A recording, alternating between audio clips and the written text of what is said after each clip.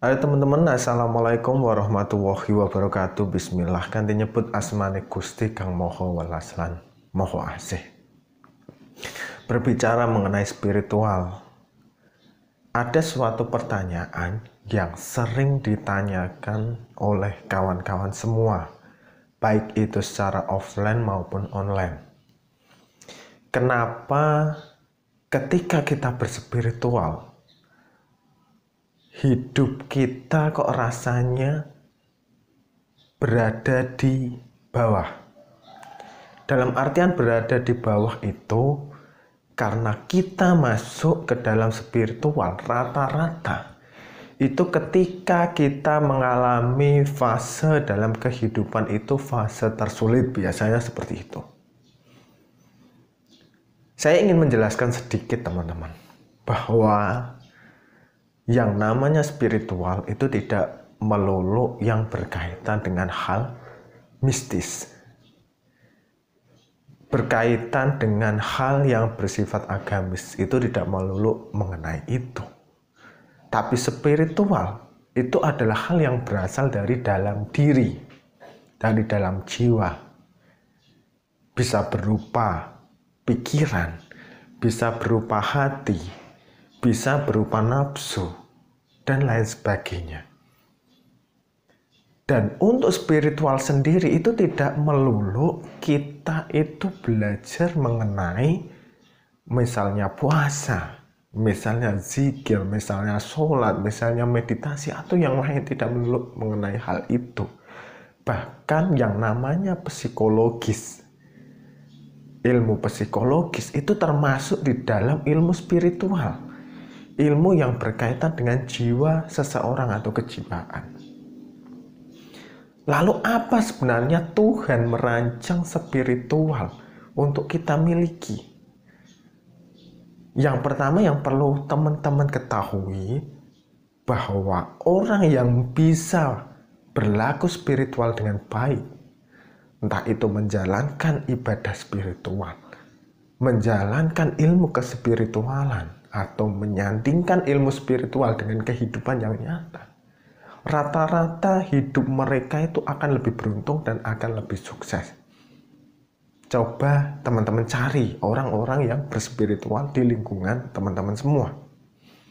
Orang yang berhasil dalam spiritualnya biasanya mereka itu cenderung tidak memiliki pikiran yang terlalu negatif, tidak.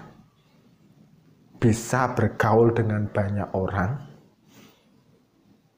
terus ucapannya itu lebih terjaga biasanya, perbuatannya itu cenderung ke arah yang baik, dan mereka lebih menginginkan ketenangan dibandingkan dengan harus bertengkar, misalnya harus bercekcok, harus memiliki problem-problem yang bersangkutan dengan orang lain. Mereka cenderung menghindari hal-hal tersebut. Tapi ketika orang itu jatuh ke dalam jurang, misalnya mereka kesulitan dalam hal ekonomi, misalnya kesulitan dalam hal kehidupan mereka sehari-hari, terus mereka itu misalnya ada problem rumah tangga, problem dengan saudara, dan lain sebagainya, tapi mereka melepaskan semua itu lalu terjun ke dalam spiritual, bisa dipastikan selepas dari berspiritual itu mereka akan menjadi orang yang lebih baik dan mendapatkan apa yang mereka inginkan. Lalu apa tujuan kita misalnya kok memiliki dasar spiritual itu harus berpuasa? Yang perlu diingat seperti ini teman-teman.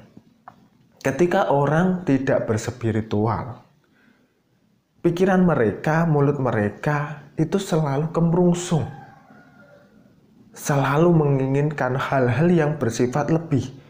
Dalam artian, kalau mereka berjalan itu tidak tertata. Mereka selalu menginginkan jalan yang ekspres, jalan yang cepat, dan lain sebagainya. Tapi ketika mereka berspiritual, mereka akan menjalani step by step. Sambil mengejar tujuan mereka, mereka tetap menjalani kehidupan di fase yang mereka hadapi sekarang. Itu adalah berspiritual. Nah, setelah itu hidup mereka lebih tenang, hati mereka lebih bersih, pikiran lebih terjaga. Terus apa hubungannya puasa ini dengan kehidupan? Di dalam diri manusia itu terdapat 4 perkara.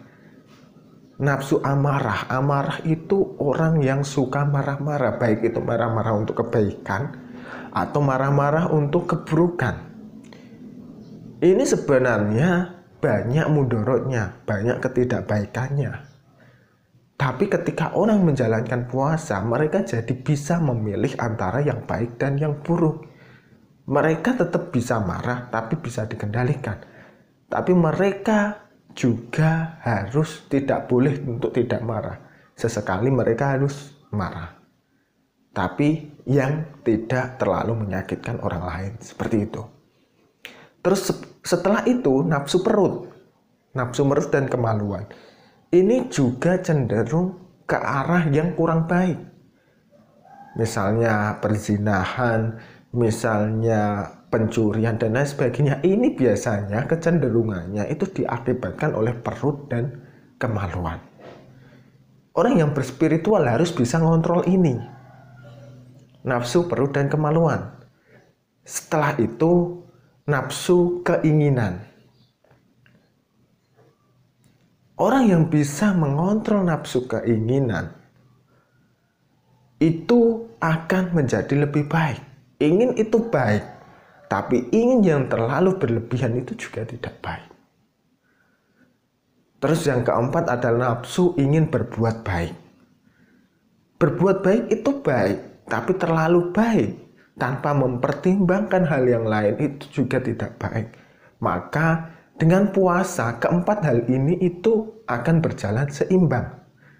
Karena apa? Setiap manusia dibekali nafsu itu sebagai ujian bagi mereka. Dan rata-rata orang terjatuh itu ujiannya karena nafsu. Coba bisa teman-teman share di kolom komentar apa yang tidak disebabkan oleh nafsu suatu ujian itu. Misalnya orang bertengkar dengan pasangannya itu karena bertengkar adalah nafsu amarah. Orang mencuri itu karena nafsu perut, nafsu keinginan. Orang terlalu baik dan ditipu orang lain itu karena nafsu kebaikan. Dan lain sebagainya, itu rata-rata sumbernya itu dari situ. Makanya ketika teman-teman bertanya tentang spiritual, saya lebih menyarankan dasari dulu fondasinya dengan hal yang bersifat puasa. Setelah hal bersifat puasa itu teman-teman lakukan, maka kehidupan teman-teman akan lebih tertata. Bukan terus hari ini berpuasa, besok akan mendapatkan hasilnya. Tidak melulu seperti itu. Meskipun ada yang mendapatkan hal seperti itu. Semua itu berjalan setelah teman-teman mencapai suatu titik kenikmatan tersendiri dalam berspiritual. Selama teman-teman berspiritual kok masih mengejar materi, masih mengejar keduniaan, masih tidak percaya 100% dengan kekuatan Tuhan, maka dipastikan teman-teman belum masuk dalam spiritual yang tingkatannya tinggi. Seperti itu teman-teman. Dan orang seharusnya patut berbangga ketika mereka mendapatkan suatu momen alias set momen kesedihan, dan mereka ditunjukkan jalan untuk berspiritual. Mereka patut berbangga dan bersenang hati karena mereka yang cenderung ditunjukkan ke dalam hal-hal yang bersifat kespiritual ini, biasanya mereka akan diangkat derajatnya ke tempat yang lebih tinggi. Tapi ketika mereka sudah mencapai titik keburukan atau kesedihan dalam hidup, kok masih terjun misalnya menjual diri, bunuh diri, atau misalnya mencuri, dan lain sebagainya. Ini merupakan suatu pertanda bahwa mereka akan lebih buruk dalam hal kehidupan, lebih buruk dari keadaan yang mereka dapatkan sebelumnya.